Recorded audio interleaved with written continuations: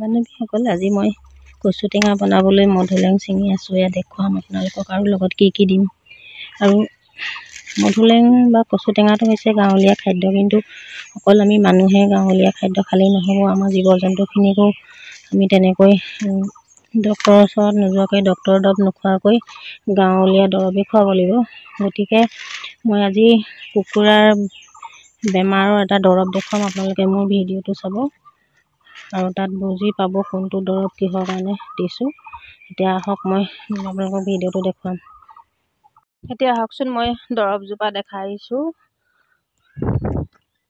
দৰৱজোপা নামটো হৈছে কণা শিমলু। এইজোপা কণা শিমলু সকলোৱে চিনি পায়, হয়তো নামে সৈতে চিনি নাপাবও পাৰে। এইজোপা পাতখিনি ভালকৈ মন কৰক। আৰু এইডোখৰতো আছে এইখিনিয়ে।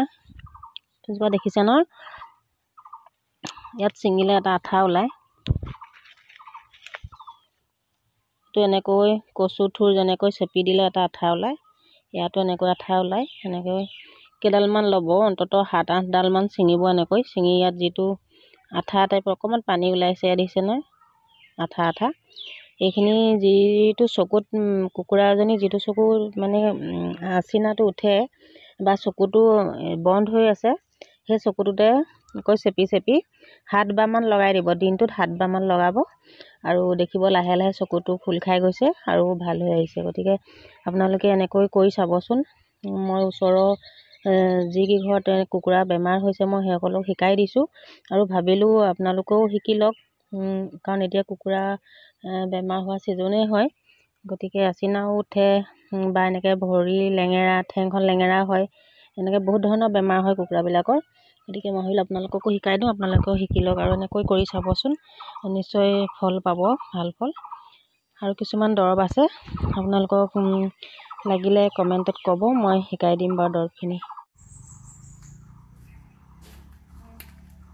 মই কি বনাবলৈ লৈছোঁ, আজি বনাম কচু টেঙা বনাম। এইখিনি কচু বাৰীৰ পৰা বুটলি আনিছোঁ। লগতে আমকলি দুটা পালোঁ, আমকলি দুটাও দি দিম। অকণমান আমকলি দিলে টেঙাটো বেছি হ'ব। আৰু লগতে এইফালে এইখিনি টেঙেচি হয়, বৰ টেঙেচি। আৰু এইখিনি মধুলং, গোটেইখিনি টেঙা দি পেলাই বনাম মানে আজি। আৰু লগতে দাইল কেইটামান, মচুৰ দাইল কেইটামান তিয়াই থৈছোঁ, মচুৰ দাইল দি বনাম।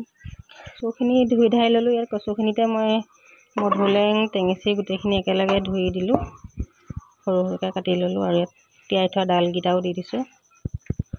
এইফালে নিমখ, হালধি এইখিনিও দি দিছোঁ। আৰু ইয়াতে কেঁচা জলকীয়া, আদা, নহৰু, আম, পিঁয়াজ গোটেইখিনি ইয়াতে একেলগে দি দিছোঁ।